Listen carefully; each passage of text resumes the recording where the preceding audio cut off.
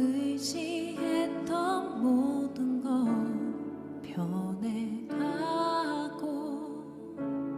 억울한 마음은 커져가네. 아무것도 두려워 말라. 주 나의 하나님이 지켜주시네. 놀라지 마라, 놀라지 마라, 겁내지 마라. 주님 나를 지켜주시네. 아무것도 두려워 말라.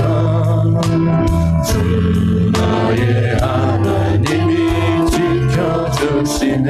놀라지 마라, 놀라지 마라, 겁내지 마라. 주님 나를 지켜주시네.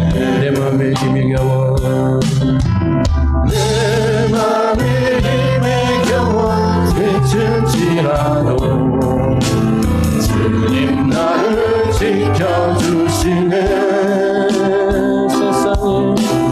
세상에 험한 풍파 몰아칠 때도 주님 나를 지켜주시네. 주님은 나의 산성, 주님은 나의 요새, 주님은 나의 손, 나의 힘이 되신, 나의 힘이 되신 여호와. 내 맘이 힘이 겨워 지칠지라도 주님 나를 지켜주시네. 세상에 험한 풍파 몰아칠 때도 주님 나를 지켜주시네. 주님은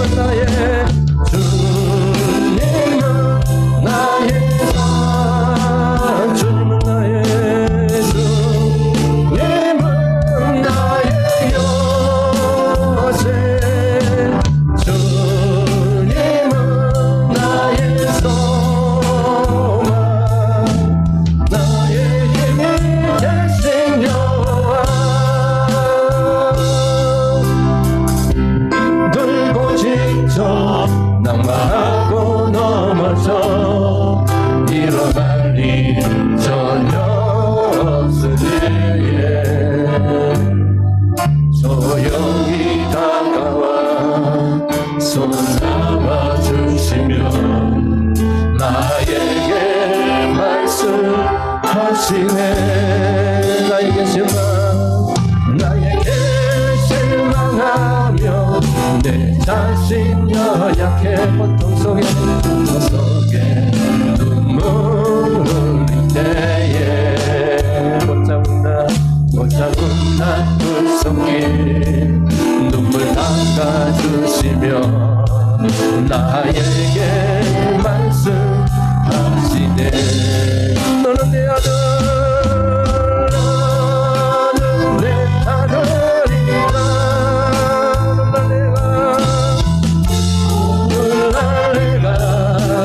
너는 놔둬다. 너는 내 아들, 너는 내 아들, 나의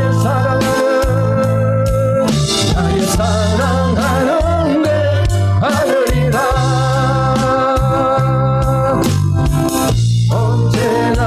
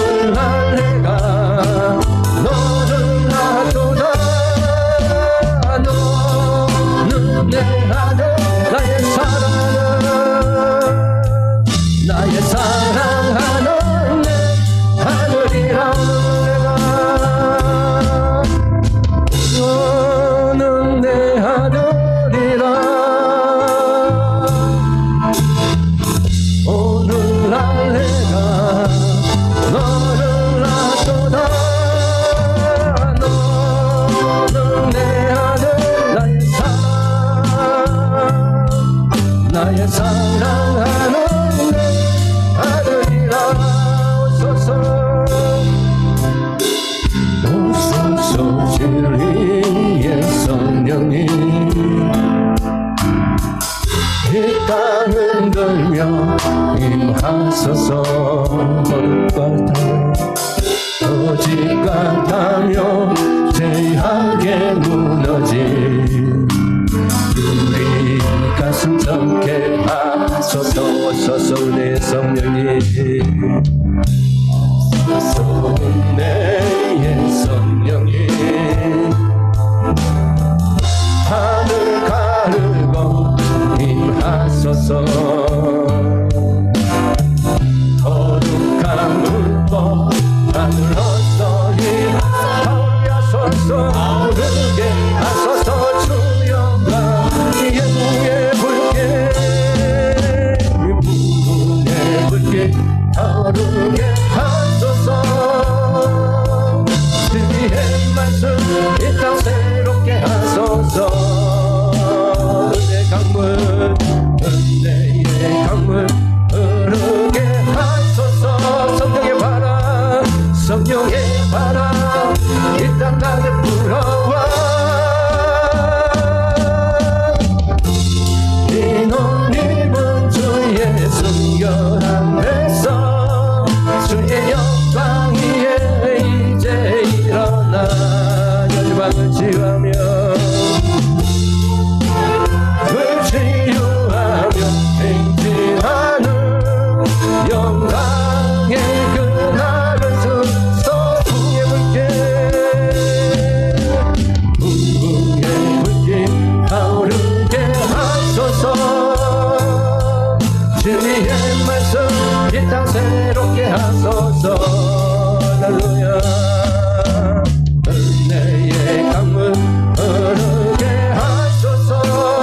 성령의 바람 내 바람 이 땅 가득 불어와. 이 놀림은 주의 순결 앞에서 주의 영광 위에 이제 일어나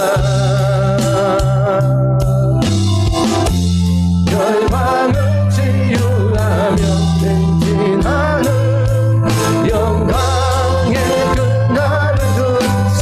영광의 그날 방의 그날을 주소서. 하나님의 부흥을 위해 기도하시기 바랍니다. 지금 박수하며 찬양합니다.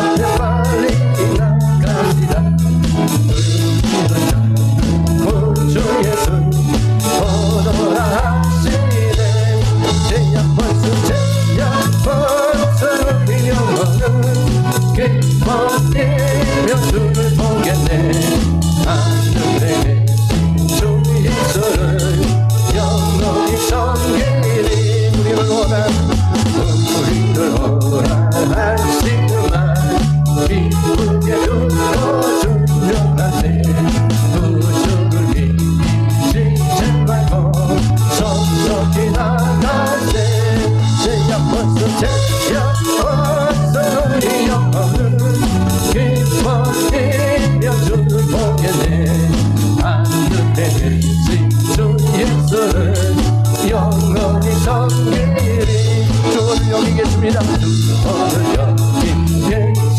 할렐루야. 나와서 주의 말씀 주세. 기도하며 생각하니 자기 지시로 제약 아파서 제약 벗으니 영혼은 기뻐하며 주를 보겠네. 하늘에 계신 주 예수를 영원히 섬기리. 나 자유하네. 나 자유하네. 너 자유하네. 우리 자유하네. 나 자유하네. 너 자유하네. 우리 자유하네. 주 말씀하시긴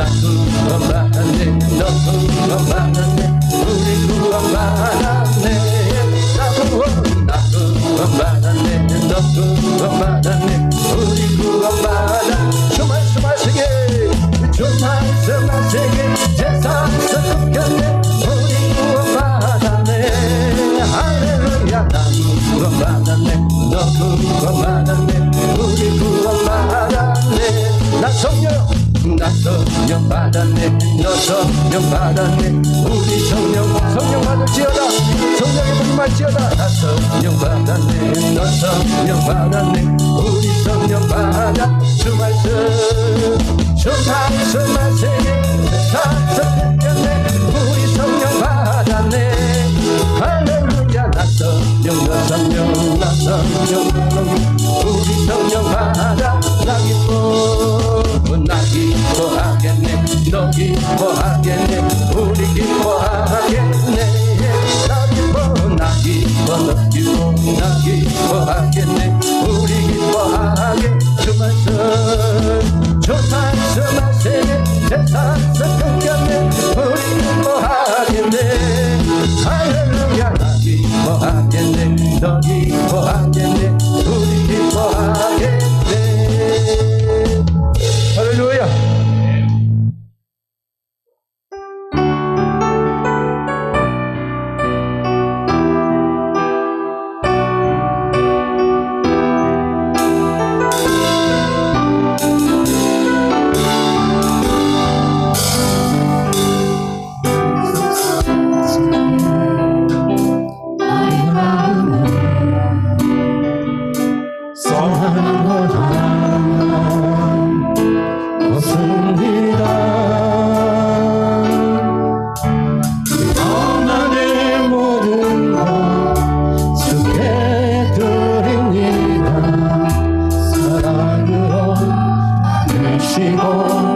날 새롭게 하소서 오소서 주님 나의 마음을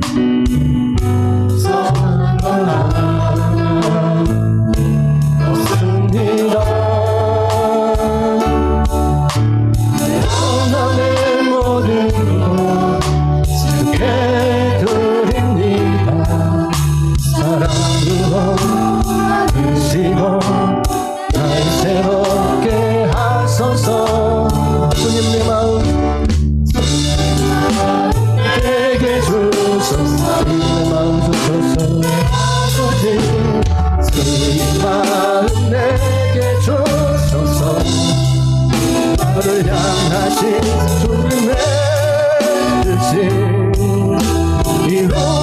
이루어지도록 주님만 내게 주소서 오소서 주님 오소서 주님 나의 마음은 선한 것 하나 없습니다 내 모든 것 주께 드립니다 사랑으로 받으시고 날 새롭게 하소서 주님 마음 내게 주소서 내 아버지 주님 마음 내게 주소서 나를 향하신 주님의 뜻이 이루어지도록 주님 마음 내게 주소서 주님 마음 내게 주소서 마음 내게 주소서 내 아버지 주님 마음 내게 주소서 나의 향하신 주님의 뜻이 이루어지도록 주님 마음 내게 주소서 할렐루야 오늘 하나님의 영광이 임할 줄 믿습니다 다 같이 자리에 일어나서 함께 찬양하심으로 2024년 첫 주 예배 우리 하나님께 영광으로 돌리겠습니다.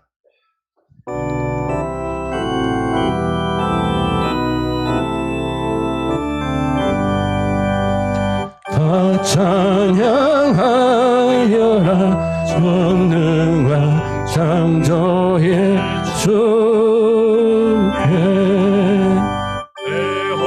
낮은 찬양 영광과 구원의 주님 성도들아 주 앞에 이제 나와 즐겁게 찬양하여라 다 찬양하여라 놀라운 만유의 주께 포근한 날개미 늘 품어 주시는 주님 성도들아 주님의 뜻 안에서 계속 다 이루리라 다 찬양하여라 온몸과 마음을 바쳐 이 세상 만물이 주 앞에 다 나와 찬양 성도들아 기쁘게 소리 높여 영원히 찬양하여라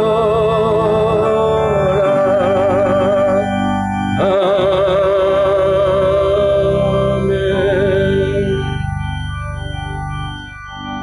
한 해를 돌아보고 이 시간 합심하여 함께 주님 앞에 감사함으로 한 해를 시작하게 주신 하나님 새해를 허락하신 하나님께 감사함으로 우리가 힘있게 결단하며 새해를 주님의 영광을 선포하며 살겠습니다. 오늘 예배 하나님 받아주시고 이곳에 찾아와 주시옵소서. 같이 합심하여 기도합니다. 은혜로우신 아버지 하나님 감사합니다. 능력의 하나님 축복의 하나님 우리에게 새해를 허락하여 주신 하나님 앞에 감사와 영광을 돌립니다.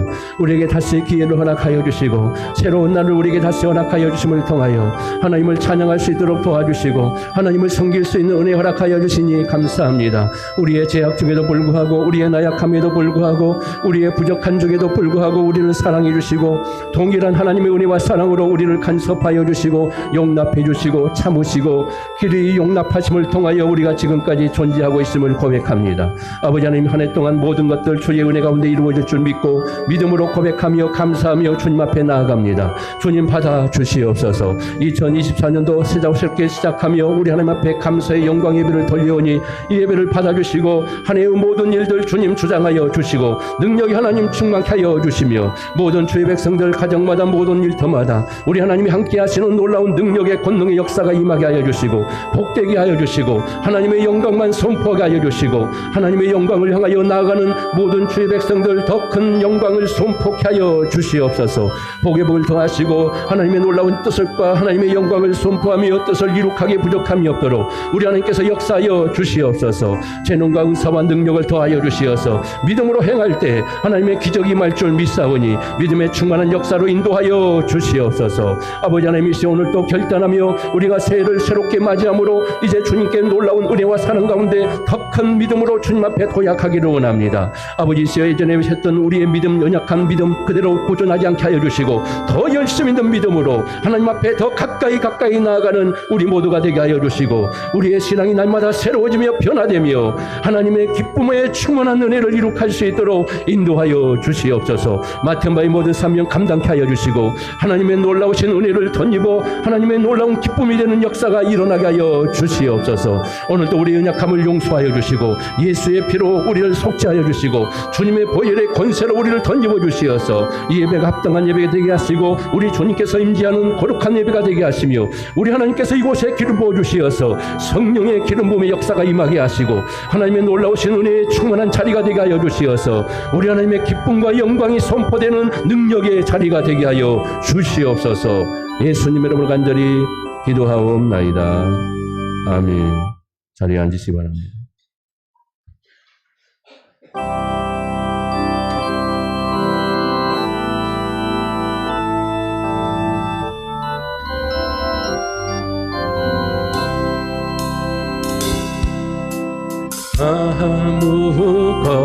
아무것도 두려워 말라.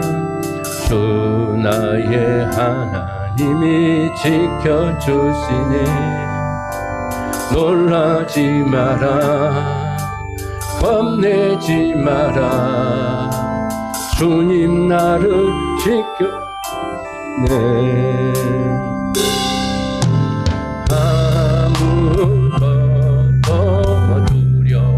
말라. 주 나의 하나님이 지켜주시니 놀라지 마라, 겁내지 마라. 주님 나를 지켜주시네. 내 맘이 힘에 겨워, 내 맘이 힘이 겨워 지칠지라도 주님 나를 지켜주시네. 세상의 험한 풍파 몰아칠 때도 주님 나를 지켜주시네. 아멘.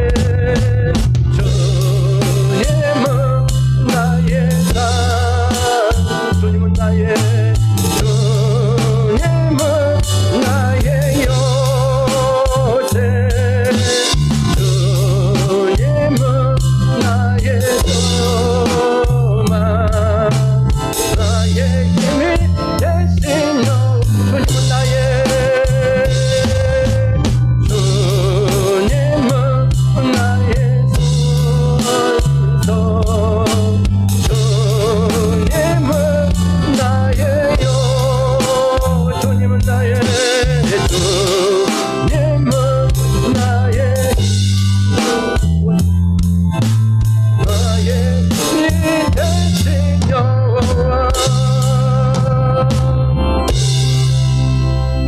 신앙고백합니다. 전능하사 천지를 만드신 하나님 아버지를 내가 믿사오며 그의 아들 우리 주 예수 그리스도를 믿사오니 이는 성령으로 잉태하사 동정녀 마리아에게 나시고 본디오 빌라도에게 고난을 받으사 십자가에 못 박혀 죽으시고 장사한 지 사흘 만에 죽은 자 가운데서 다시 살아나시며 하늘에 오르사 전능하신 하나님 우편에 앉아 계시다가 저리로서 산자와 죽은 자를 심판하러 오시리라. 성령을 믿사오며 거룩한 공의와 성도가 서로 교통하는 것과 죄를 사하여 주시는 것과 몸이 다시 사는 것과 영원히 사는 것을 믿사옵나이다. 아멘.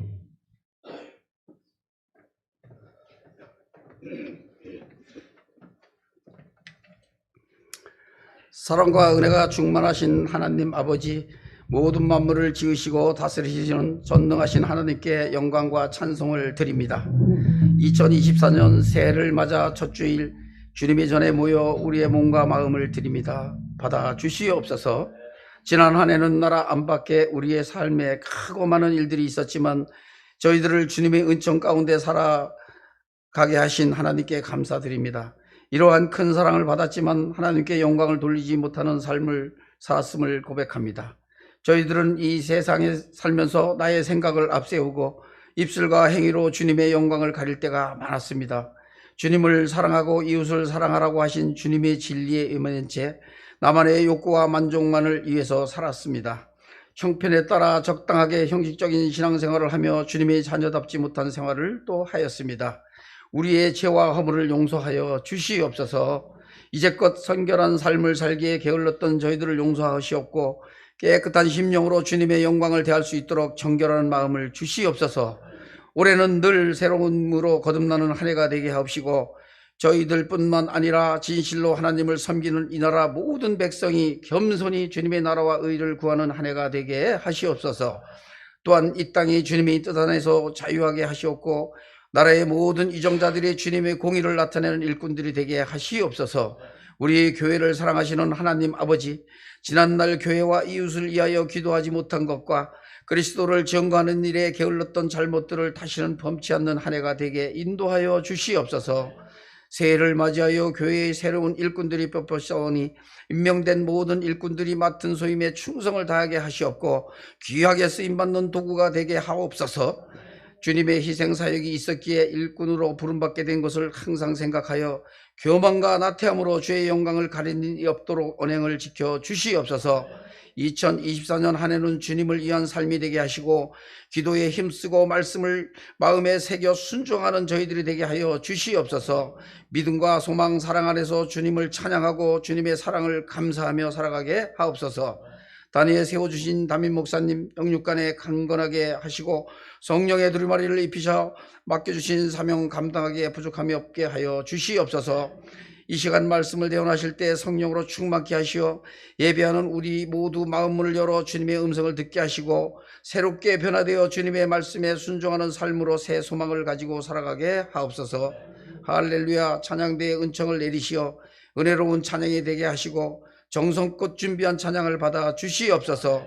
올 한 해도 교회를 위해 봉사하는 손과 발걸음을 주님의 큰 사랑과 하늘의 상급으로 채워주실 줄을 믿사오며 거룩하신 예수님의 이름으로 기도하옵나이다. 아멘.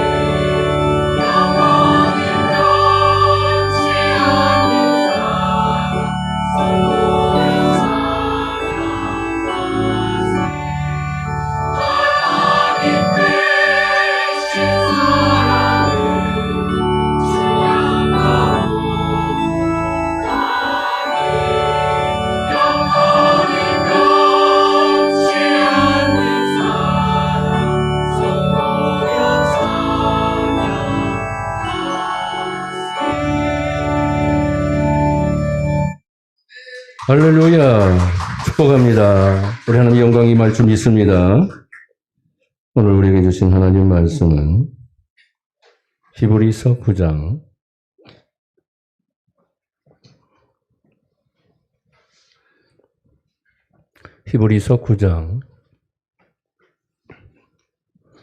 6절에서 10절 말씀.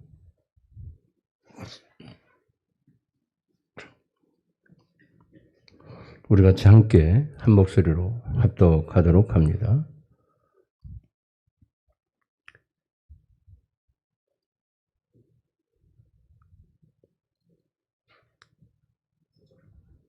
그 6절부터 합독합니다. 이 모든 것을 이같이 예비하였으니 제사장들이 항상 첫 장막에 들어가 섬기는 예식을 행하고 오직 둘째 장막은 대제사장이 홀로 1년에 한 번 들어가되 자기와 백성의 허물을 위하여 드리는 피 없이는 아니하나니 성령이 이로써 보이신 것은 첫 장막이 서 있을 동안에는 성소에 들어가는 길이 아직 나타나지 아니한 것이라. 이 장막은 현재까지의 비운이 이에 따라 드리는 애물과 제사는 섬기는 자를 그 양심상 온전하게 할 수 없나니 이런 것은 먹고 마시는 것과 여러 가지 씻는 것과 함께 육체의 예법일 뿐이며 개혁할 때까지 맡겨둔 것이니라. 아멘. 할렐루야. 축복합니다. 옆 사람과 인사합시다. 우리 첫 주고 그래서 새 인사합시다. 새해 복 많이 받으세요. 구정 오면 또 새 인사하면 되는 겁니다. 우리는 복을 좋아하기 때문에 복을 많이 빌어주면 좋습니다. 우리 하나님께서도 복의 근원자인 줄 믿습니다. 우리 하나님만이 진정한 이 땅에 복을 줄 수 있는 분이에요. 그래서 여러분들 한 해 동안 많은 하나님의 복을 더 많이 받으실 바랍니다. 오늘 말씀도 한번 읽어볼까요? 시작. 예수로 개혁하라. 자, 예수로 개혁하라. 뭔 말인지 잘 모르겠죠. 우리가 왜 개혁을 해야 할 것인가 하는 이 부분에 대한 말씀으로서도 중요하겠지만 왜 예수로 개혁해야 할 것인가 하는 이 부분이 지금에 있어서 종교개혁이 500년이 지났어요. 500년이 넘게 지났습니다. 마틴 루터를 통해서 로마 카톨릭을 종교개혁해서 지금까지 하나님의 위대한 교회들이 성장해 왔는데 아직도 개혁되지 않는 부분이 너무너무 많다는 겁니다. 우리들의 의식 속에, 우리들의 신앙 속에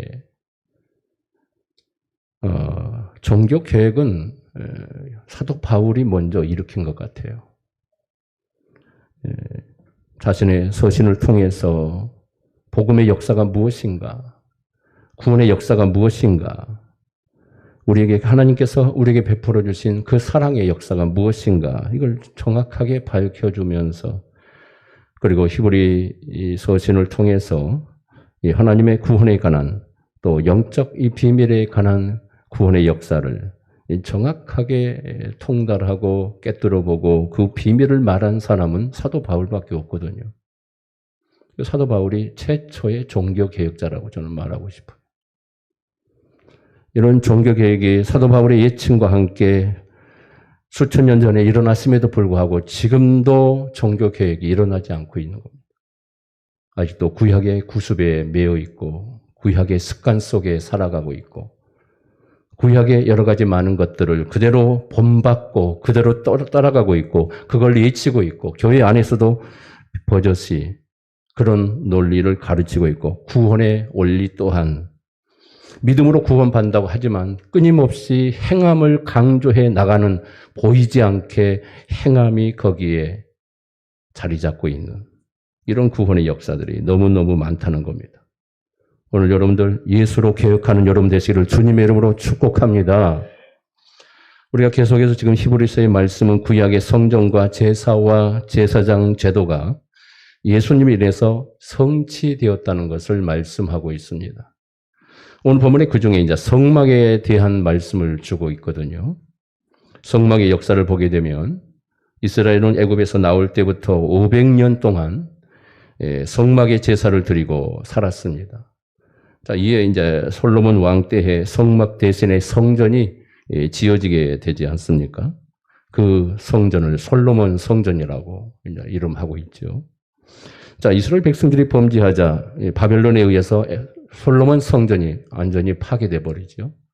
그리고 이스라엘 백성들은 70년 바벨론 포로에 끌려가게 되고 나라를 잃고 그들이 방황하는 인생을 살게 됩니다. 그리고 나서 70년 동안이 끝나고 난 다음에 수룹바벨이라는 총독, 유대 총독을 통하여서 성전이 건축이 됩니다. 그 성전이 바로 수룹바벨 성전이라고 합니다. 자, 수룹바벨 성전도 주전 63년 노마에 의해서 결국 파괴되어 버려요. 그리고 헤롯 성전이 세워지는데 수룹바벨 성전의 터 위에 확장해서 헤롯 성전이 세워지게 됩니다. 그 얼마 지나지 않아서 주 70년경에 결국 이 헤롯 성전마저도 결국 파괴돼 버려요. 이 땅의 성전은 사라져 버렸어요. 하나님이 파괴시킨 거예요. 지금도 성전 건축 얘기하는데요.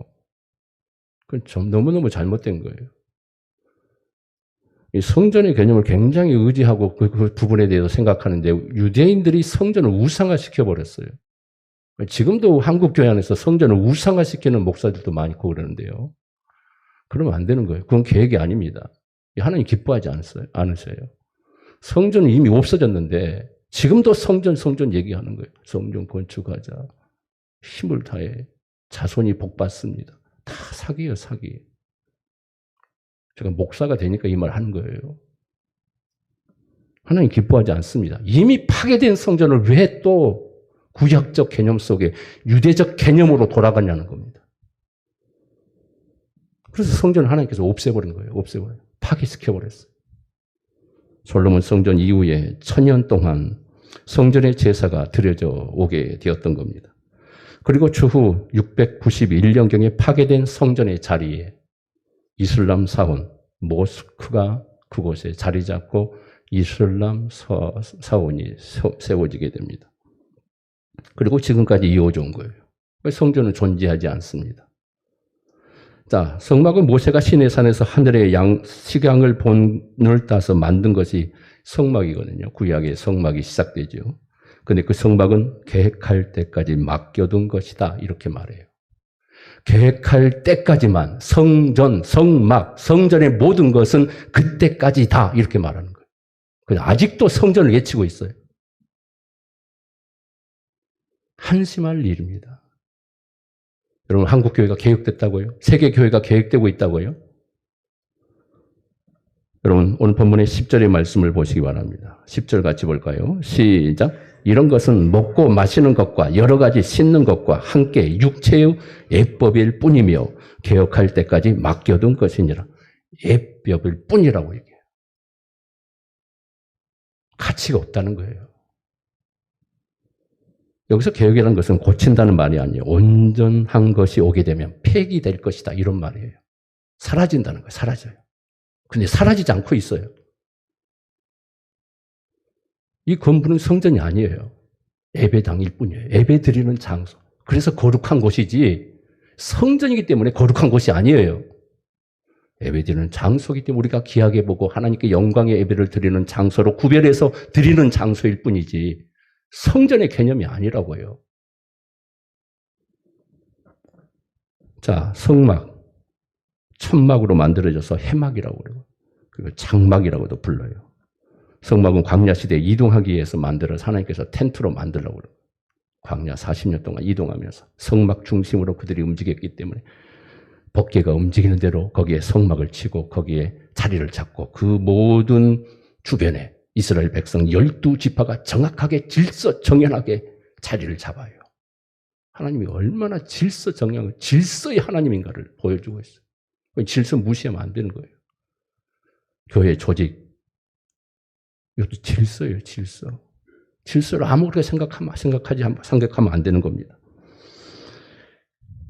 자, 그래서 이 성막은 가나안 땅의 정복 시대까지 끝나게 되고 다윗 시대와 솔로몬의 시대까지 이르게 됩니다. 그리고 성전은 솔로몬 시대 성막이 아닌 성전으로 솔로몬 왕이 건축을 하게 되지요. 다윗이 건축하고 싶었지만 하나님이 그것을 금하시지요. 자, 성막은 성소와 지성소로 구분이 되어 있어요. 성막이 들어가면 이제 법궤가 있는 지성소가 따로 있어요. 그거는 아무나 못 들어갑니다. 그래서 지성소는 1년에 단 한 번 대제사장만 들어가는 장소예요. 대제사장만. 자, 하나님은 지성소에 계십니다. 하나님은 일반 제사장들은 만나주지 않아요. 대제사장만 만나주십니다. 1년에 딱 한 번만 만나주세요. 그만큼 엄하게. 그래서 잘못 사람들이 성막에 들어가 버리면 그 자리에서 죽어버려요. 하나님은 구별되지 않는 사람이 그곳에 들어가면 죽는다고요. 하나님 그래서 접근하지 못하게 했어요. 뜰에도 접근하지 못하게 하나님이 엄하게 밀어요. 짐승조차도 접근하지 못하게 만들어요. 그들도 다 죽을 것이다 이렇게 말해요. 하나님이 우리가 우리 눈에 안 보이니까 지금 신학시대에 와서 하나님 뭐 마음대로 우리가 하나님이 없으니까 하나님 안 보이니까 내 마음대로 살고 내 뜻대로 막 고집대로 살 때가 많지요. 그러니까 이스라엘 백성들이 보이는 하나님 그렇게 우리 뭐 인간의 눈에 보이지 않았지만 실제적으로 나타나시고 임재하시고 역사하시는 하나님의 현장에서 얼마나 강력하게 나타났습니까? 하나님을 막 두렵고 떨림으로 섬기지 않습니까? 그러나 우리는 신학에 와서는 너무나 자유로운 하나님에 대해서 두려움이 없어요. 그럼 하나님이 만나주는 사람은 누구인가요? 예수님만 만나는 거예요. 대제사장으로 오신 예수님만 하나님이 만나주시는 거예요. 예수님이 십자가에 죽으시고 부활하시고 승천하셔서 누구를 만나러 갑니까? 우리 예수님이 하늘로 하나님을 만나러 가십니다. 자, 오늘 본문 7절의 말씀 볼까요?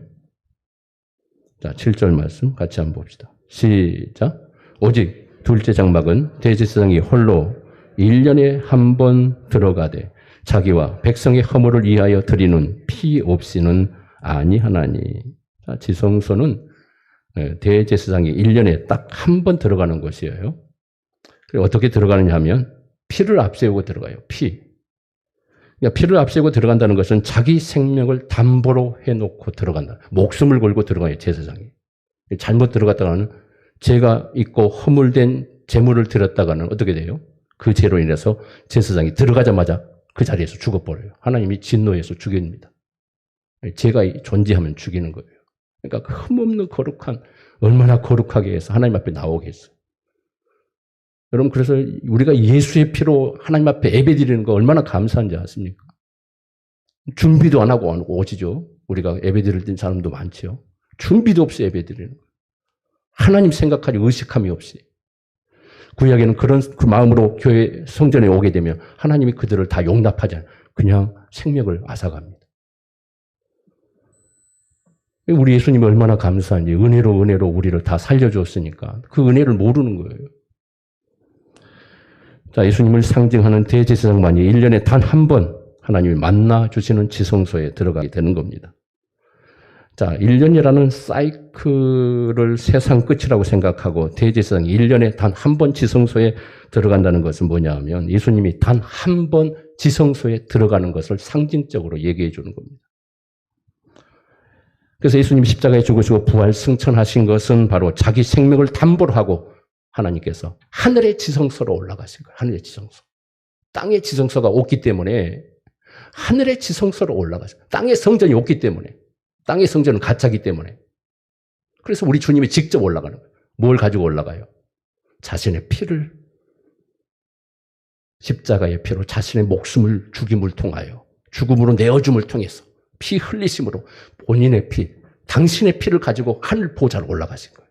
이게 주님이 부활하시고 승천하심으로 하늘 보좌 지성소로 올라가신 사건인 겁니다. 여러분 대단하지 않습니까? 우리 주님이 자신의 피를 가지고 지성소로 올라가신 사건. 여러분들을 살리시기 위해서 우리 주님이 하늘 보좌로 지성소로 올라가신 거예요. 대제사장이 되어서. 이걸 보여주는 거예요.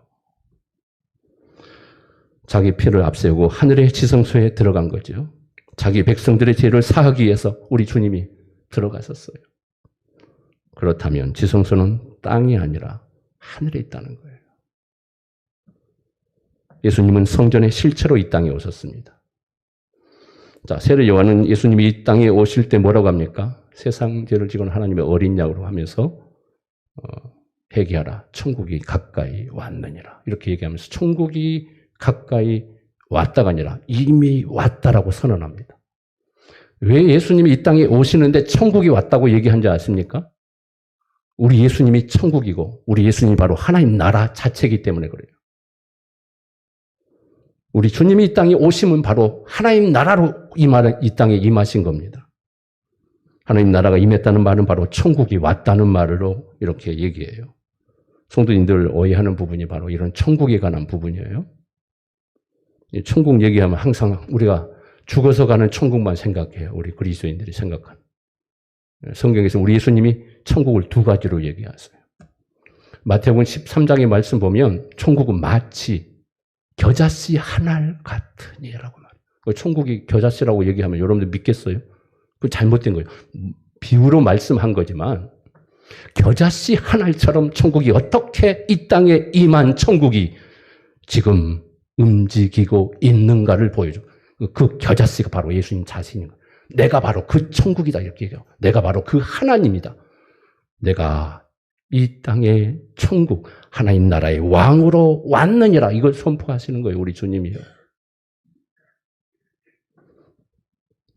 그래서 그 나라는 바로 우리 주님이 가지고 온 그 나라는 우리 주님 자신이 그 하나님 나라 왕으로 오셨기 때문에 우리 주님이 이 땅에 오셔서 어둠의 세계를 다스리며 어둠의 악한 영을 몰아내고 빛으로 세상을 다스리고 진리로 세상을 다스리는 하나님 나라의 다스리는 자로 통치하는 자로 이 땅에 오셨다라고.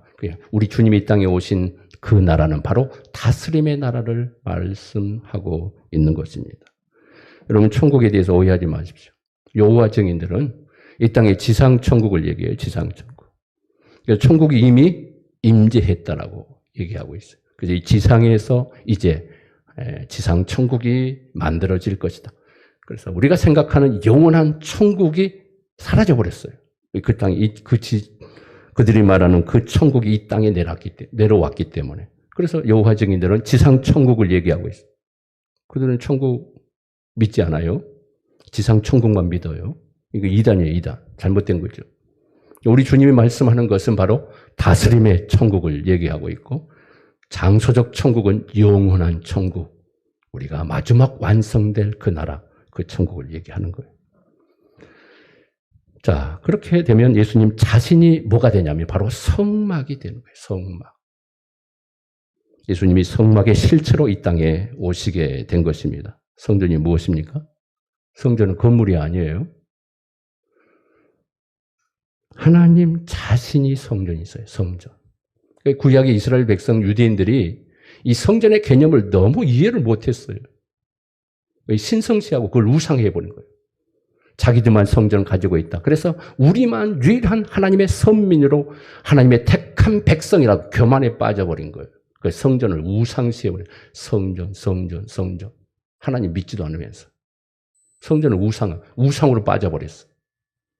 이 구약의 개념에서 뭐냐면 성전이 뭐냐면 성전은 하나님 자신이 성전이 있어요. 하나님 그 건물에 임하니까 성전이 되는 거지. 그 성전 자체가 성전이 아니라고요.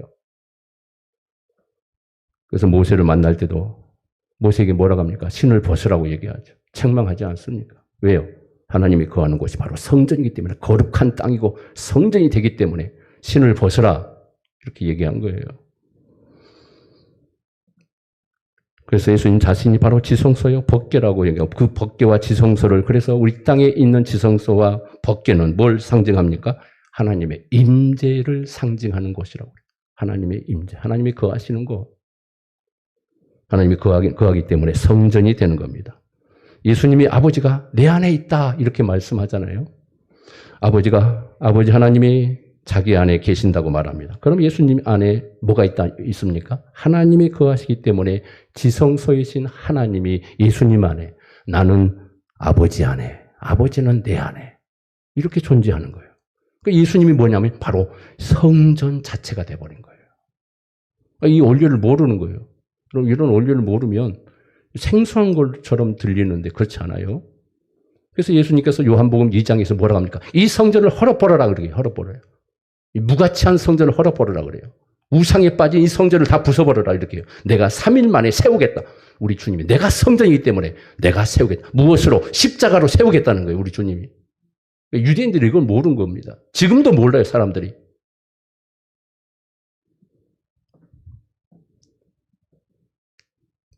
자, 이렇게 되면 모세가 시내산에서 본 성막이 바로 누구를 본 거냐면 예수님을 본 거예요. 예수님을. 예수님이 바로 성막, 성전. 그래서 히브리서 기자는 그 성막은 개혁할 때까지 맡겨둔 것이다. 이렇게 말해요. 개혁이라는 것은 진짜가 오면 버려진다는 말입니다. 자, 성막은 예수님이 오실 때까지만 그림자로 모형으로 존재할 뿐이라는 겁니다. 성전에 실체가 오시면 모형은 필요가 없어요. 사라져버리는 거예요. 예수님이 부활하시고 하늘로 올라가시죠. 하늘에 아버지가 계십니다. 아버지를 만나러 가신 겁니다. 그럼 지성소는 어디에 있습니까? 이제 땅에 없고 하늘에 있는 거예요. 그래서 예수님이 지성소로 올라가신 거예요. 승천하신 거예요. 그래서요. 그럼 이 땅에 있는 지성소는 더 이상 지성소가 아니에요. 그건 가짜예요. 가짜. 성전이라고 하지 마세요. 성전이라고 하는 것에 대해서 믿지 마세요. 그건 잘못된 거예요. 안 믿어도 돼요. 성전을 건축하면 복 받으니까 막 합시다. 막 그렇게 하면서 막 성전 건축에 앞장서가고.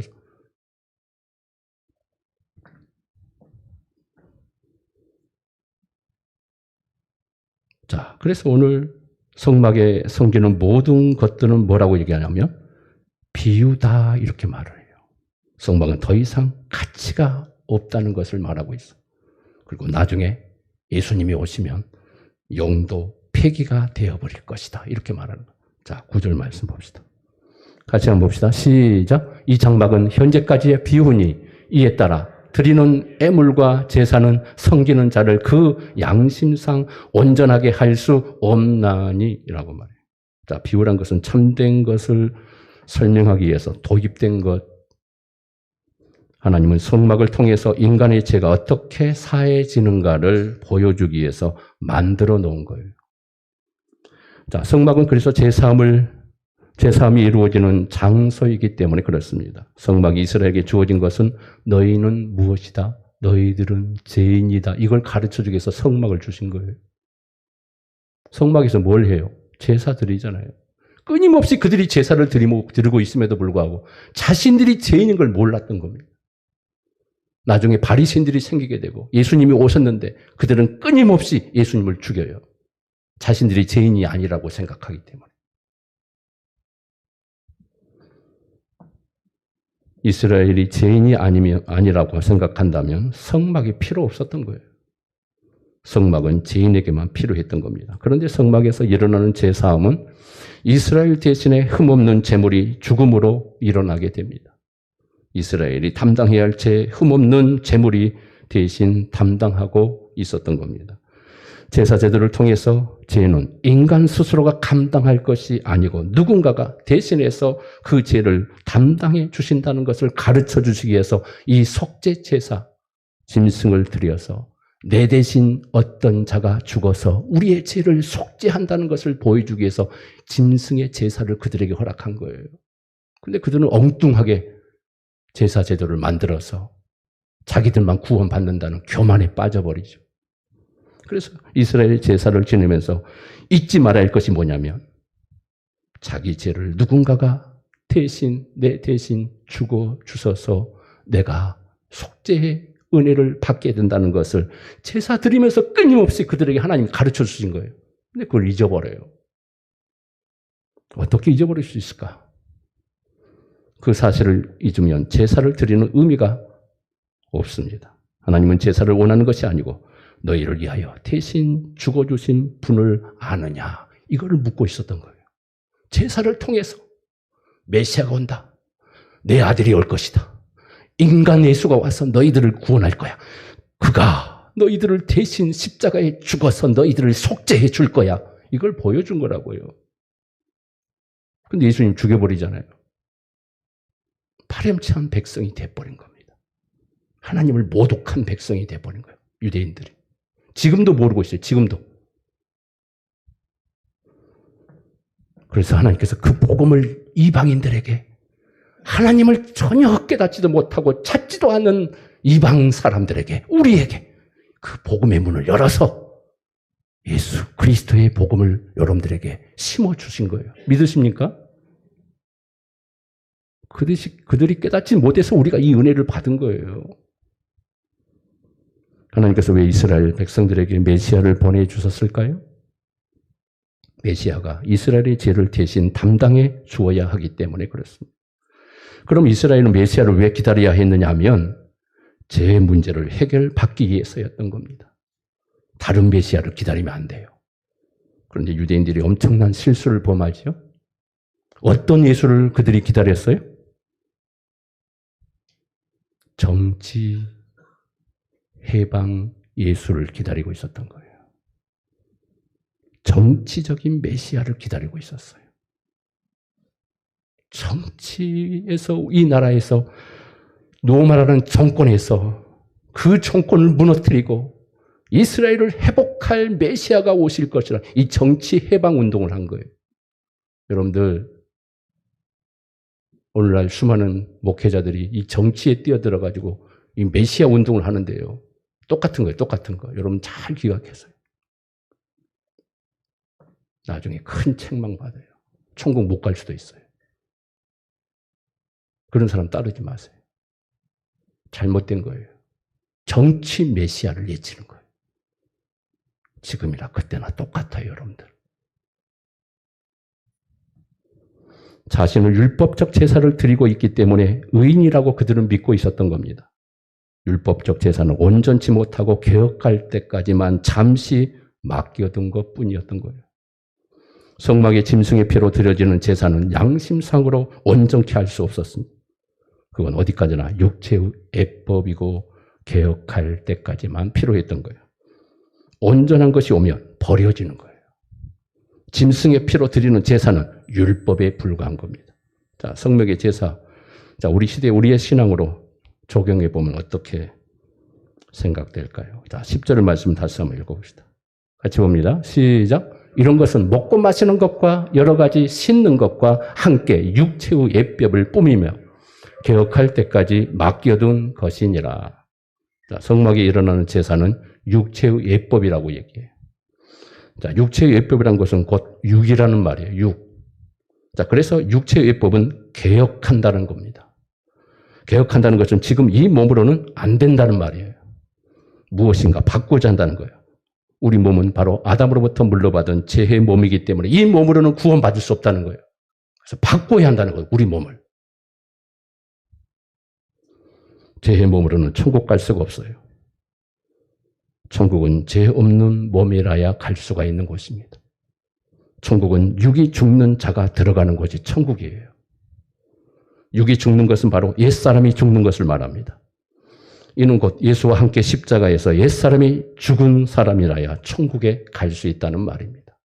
사람들은 천국은 자기가 행복하게 해주는 곳이라고 생각해요. 여러분 실망입니까? 행복하기 위해서 천국 가야지요. 천국 가면 얼마나 행복할까요? 자기 행복을 위해서 천국 가는 게 아닙니다. 영의 세계예요. 영의 세계. 육의 세계라고 생각하면 안 돼요. 그래서 천국에 가서도 자기로 살고 싶어요. 자기로 살고 싶어요. 자유를 누리면서 꽃이 피고 수많은 먹을 것이 있는 곳에 맨날 아무 일도 하지 않고 먹는 그런 천국으로만 생각하는 거예요. 환상에 사로잡혀 있죠.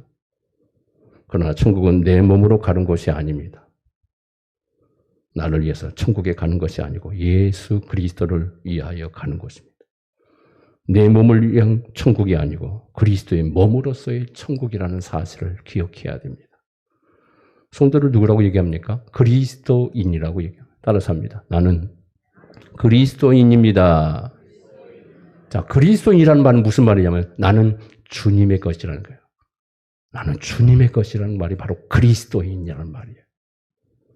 나를 위한 구원이 아니고 바로 예수님을 위한 구원이라는 말입니다.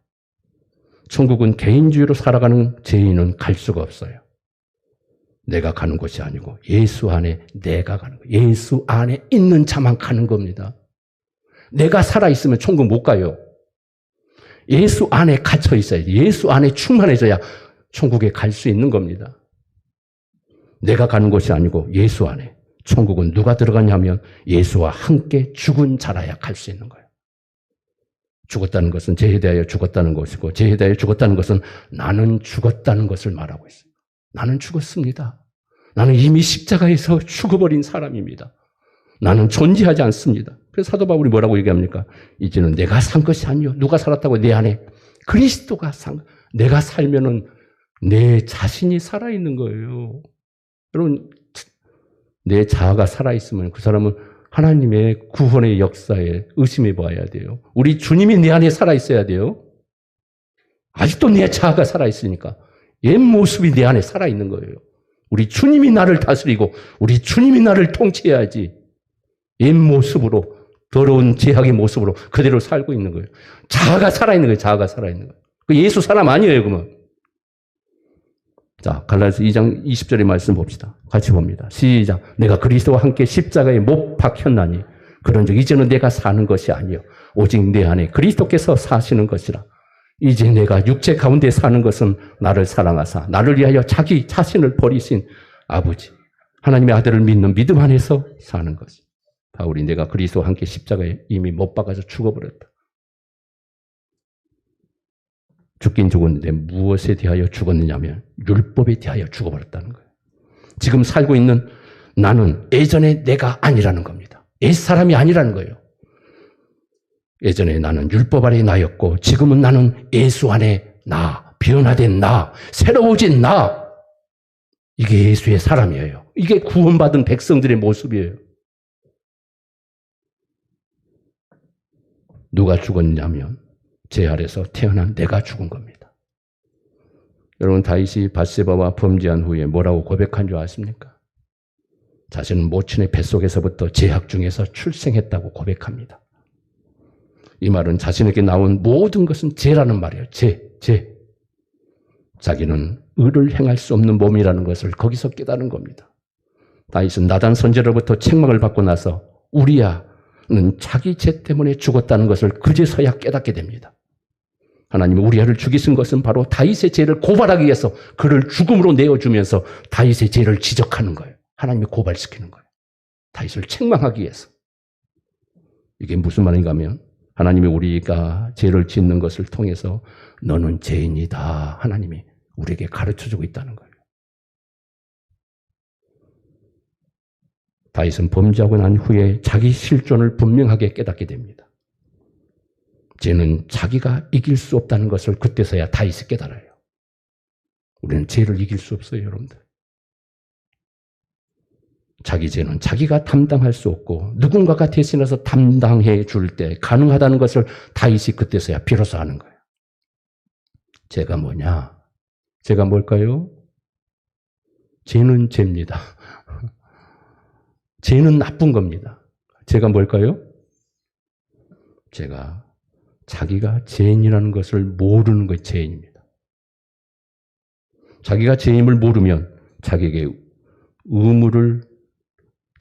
의미를 두게 됩니다. 자기가 하는 일이 옳다고 여겨지는 거죠. 바울은 다메섹에서 예수님을 만나기 전까지만 해도 율법의 힘으로 살았어요. 그런데 다메섹에서 예수님을 만나고 보니 자기가 지켜야 할 법이 바로 예수님이 십자가에서 다 지켰다는 것을 그제서 깨닫는 겁니다. 지금 히브리서 기자가 말하는 것도 예수님이 오시면 다 폐기된다라고 말합니다. 예수님이 오실 때까지라는 말은 본문에서 계획할 때까지라는 말입니다. 다른 말로 지금까지 하던 모든 것을 다 이제 폐기하겠다는 말입니다. 왜 없앨까요? 양심상 온전케 할 수 없기 때문에. 바로 9절의 말씀이 바로 그겁니다. 양심상 온전케 할 수 없다는 것은 바로 율법으로는 속 사람을 깨끗하게 할 수 없기 때문에 그렇습니다. 성전에서 이루어지는 제사는 육체의 예법에 불과하기 때문에 육체의 예법이란 한마디로 겉사람에게 필요한 것뿐이라는 거예요. 겉사람. 성막에서 드리는 제사는 겉으로 지은 죄를 위한 제사였다는 거예요. 율법은 겉의 죄를 고발할 뿐입니다. 율법 아래선 마음속에 분노가 있을 때 그 분노를 절대로 죄로 여기지 않습니다. 사람을 죽이지 않고는 그것은 죄가 아니에요. 내가 마음만 먹는다 해서 죄가 아닙니다. 그러나 율법은 내 마음에 행하는 죄에 대해서는 지적하지 않아요. 고발하지 않아요. 아무것도 터치하지 않습니다. 겉으로만 일어난 죄만 율법은 정죄합니다.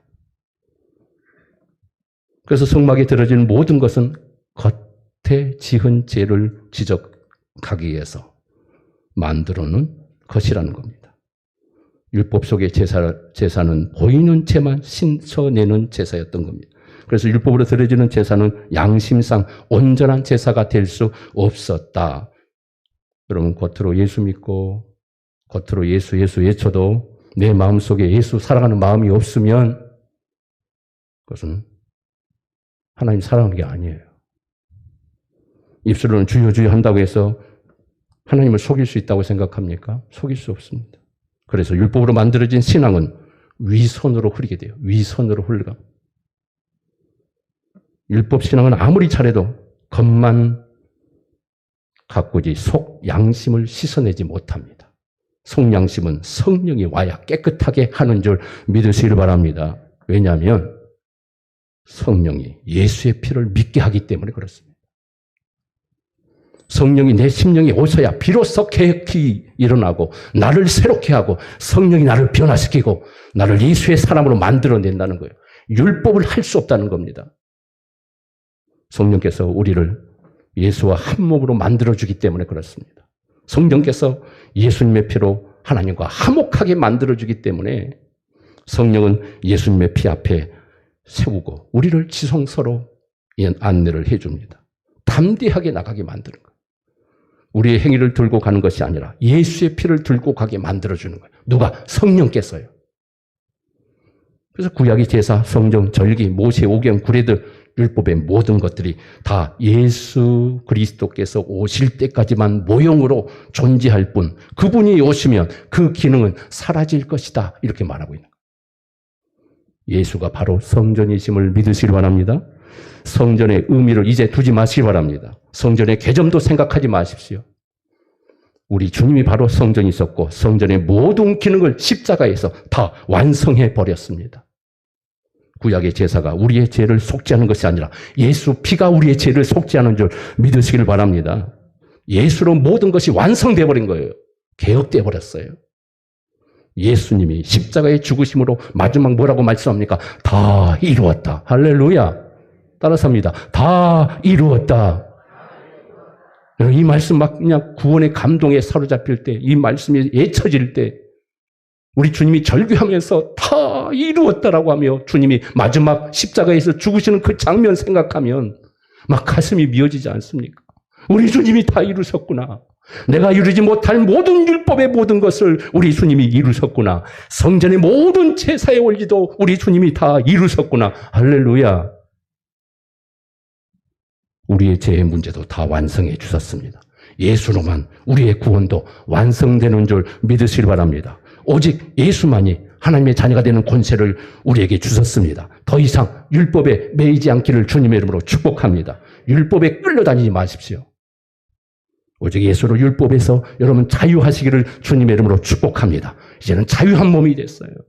얽매이지 마세요. 이제 예수로만 계획이 우리 안에 존재할 뿐입니다. 오직 예수만이 나의 유일한 구원자이심을 믿고 믿음으로 당당하게 일어나 구약의 율법에 매이지 않기를, 자유하시기를, 구원을 선포하며 예수로 계획하며 나아가는 담대한 여러분 되기를 주님의 이름으로 축원합니다.